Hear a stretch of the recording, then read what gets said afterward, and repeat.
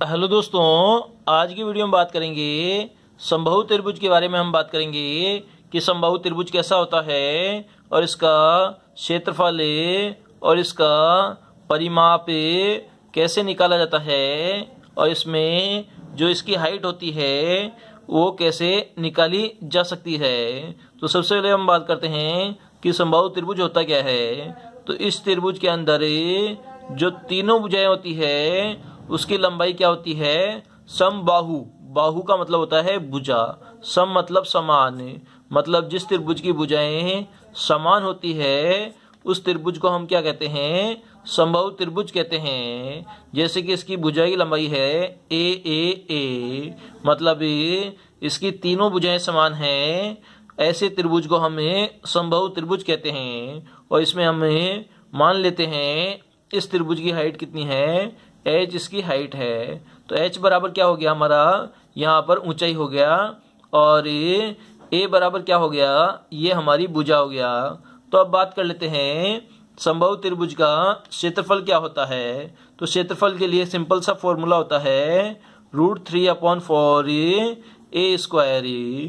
मतलब आपको भुजा की लंबाई याद है तो आपको क्षेत्रफल निकाल सकते हैं। इसी प्रकार से ऊंचाई की हम बात करें तो इसकी हाइट होती है, ये होती है √3/2 × a होती है।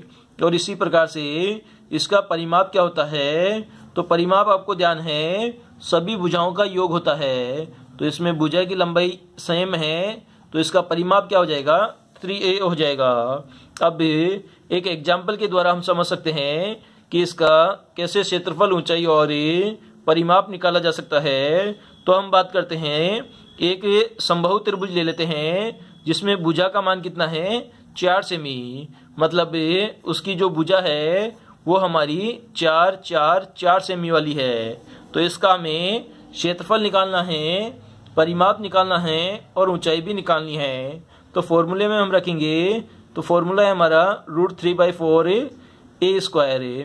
तो √3/4 × a²। तो a का मान कितना है, तो 4। तो 4 को 2 बार गुना कर देंगे तो 4 से 4 हमारा कट जाएगा। तो ये हमारा जाएगा 4√3 सेमी²। ये हमारा क्षेत्रफल आ जाएगा। इसी प्रकार से हम ऊंचाई निकालेंगे। तो ऊंचाई का हमारे पास में फॉर्मूला है √3/2 × a। तो यहाँ पर आप देख सकते हो √3 × 4। तो 2 के पहाड़े से काटेंगे तो 2 दूनी 4 कट जाएगा। तो इस प्रकार से 2√3 हमारी सेमी हमारी ऊंचाई आ जाएगी।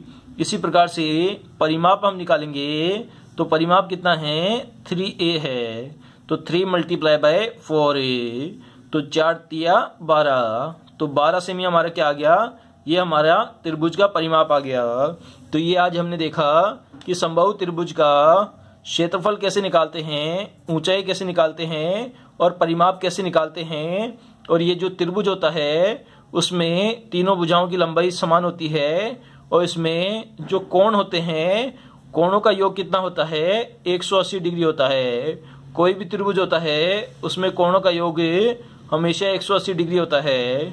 माना कि इसके कोण हैं 1, 2, 3, तीनों कोण हैं, तो इसमें भुजाएं समान हैं तो इसमें कोण का मान भी समान होगा। तो प्रत्येक कोण का मान इसमें 60 डिग्री होना चाहिए, तभी वह समबाहु त्रिभुज बनेगा। मतलब समबाहु त्रिभुज में भुजाएं समान होती है और कोण भी समान होते हैं। और 3 फॉर्मूले हमने पढ़े हैं, क्षेत्रफल बराबर √3/4 a², ऊंचाई बराबर √3/2 a और परिमाप इसका पड़ा 3a। तो इस प्रकार से समबाहु त्रिभुज का आपके पास में कोई भी क्वेश्चन आ जाए तो अगर आपको ये तीनों फॉर्मूले याद है तो आप आसानी से सोल्व कर पाओगे। और अगर एग्जाम के अंदर आपसे पूछ लिया जाए कि समबाहु त्रिभुज की विशेषताएं बताइए, तो इसमें भुजाएं समान होती है, कोणों का योग 180 डिग्री होता है और प्रत्येक कोण का मान भी 60 डिग्री होता है। तो ये आपकी इसकी विशेषताएं बता सकते हो। तो आशा करता हूं दोस्तों समबाहु त्रिभुज का ये वीडियो पसंद आया होगा।